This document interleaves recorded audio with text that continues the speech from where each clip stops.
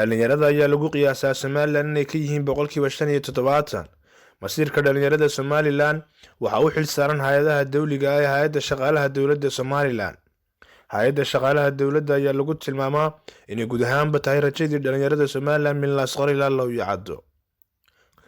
si loo soo celiyo hankii dhalinyarada ee 2 sano iyo 8 bilood ee uu abqaalayay gudoomiyihii hore hay'adda shaqaalaha dawladda, waxaan duubka u xidhanay in la hogo tusaaleeyo hankii dhalinyarada ee duubka loo xidhay 1 sano kadibna la daydayayo.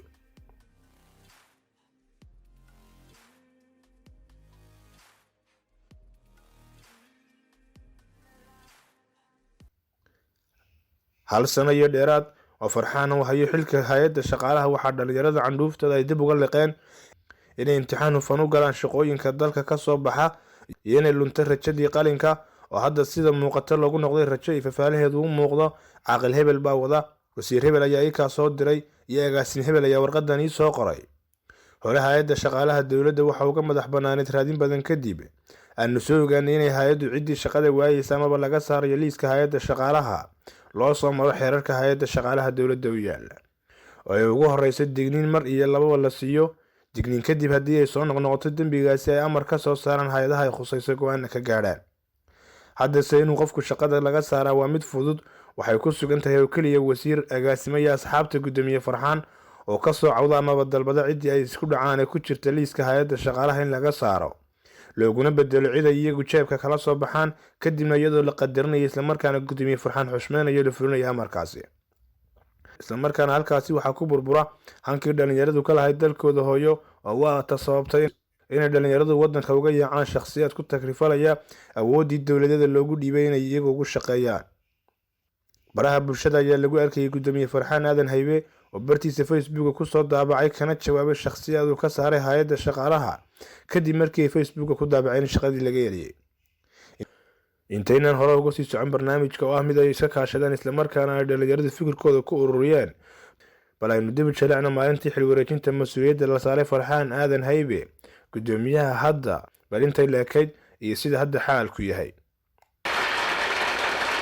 saaka waxaan wareejinayaa dhalinyarada rajadii qarankan idinku wareejinaya. anigu ama aan dhaqaale helo ama aan xil dambe qabto ama bayaanan qabanin macna badan ma sameynayso. rajada abuuranayaan shabciga la damin. waxaan kugu wareejinayaa gudoomiye hay'adda shaqaalaha dawladda oo haybad leh, runtii gaadiid leh oo qalab leh oo qorshe leh, oo runtii aan wasiirada qiimaha badan ee qaranka haddana aan ku dirqi karin wax aanay iyagu xaq u lahayn inay mariyaan ama ay marsadaan. haddii rajadaasi dhowranto oo ilaashanto oo imtixaamadaasi sidaa ku soo baxaan baga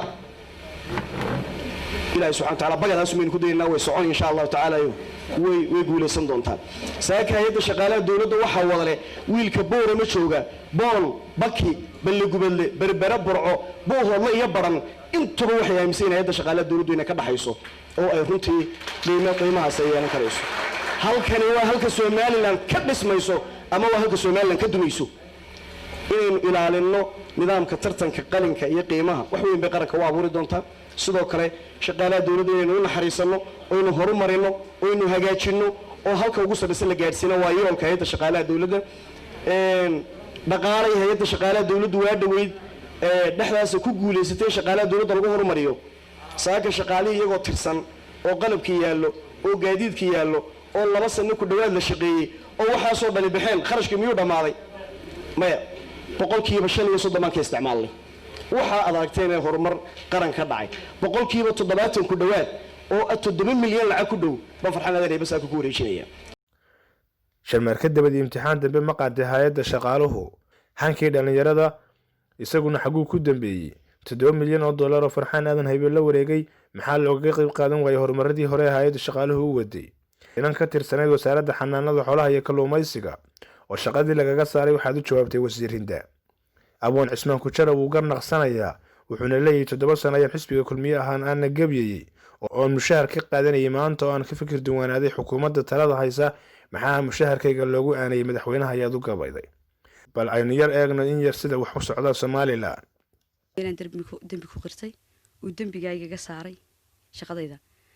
runtii sidaan u arkay qof isagoo ku raali gelinaya ama wasiir ayuu aniga shaqada iga saaray.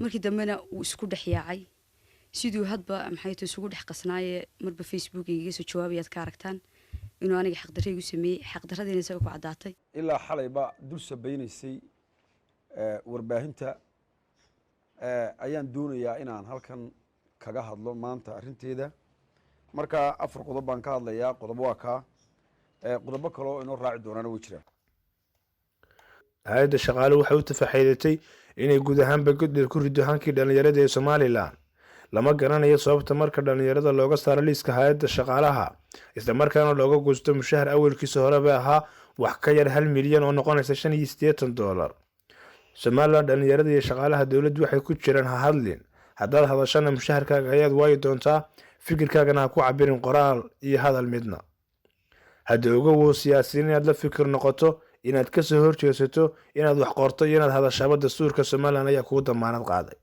xaq kasta Somaliland Muuse iyo xulufadiisu waxay albaabada isugu dhufteen xorriyadii hadalka qoraalka fikirka iyo guud ahaanba hankii dhalinyarada ka soo jeeda Somaliland ayaa iyagu ah kuwa wadada xamarsi hayay muddadii dalka majaraha hayay madaxweyne Muuse sababtuna meel kale ma aha waa xorriyad la'aan kaaga sii darana shaqo la'aan sababteedu tahay haddaad hadasho mushaharka ayaad waayaysaa dhinac kasta Somaliland xaalku waa loo sahal baaqyada shacabkuna waa kuwa xarkaha sii goosanaya catowga dhalinyarada oo hinta iyo ilmada hooyooyinka ay xidhan yihiin carruurtoodu waa iska caadi Somaliland marka loo eego si kastoo ahaataba Somaliland Muuse iyo xukuumadda kulmiye waxaa laga cabsi qabaa muddooyinka dhow ee soo socda in la baafiyo Somaliland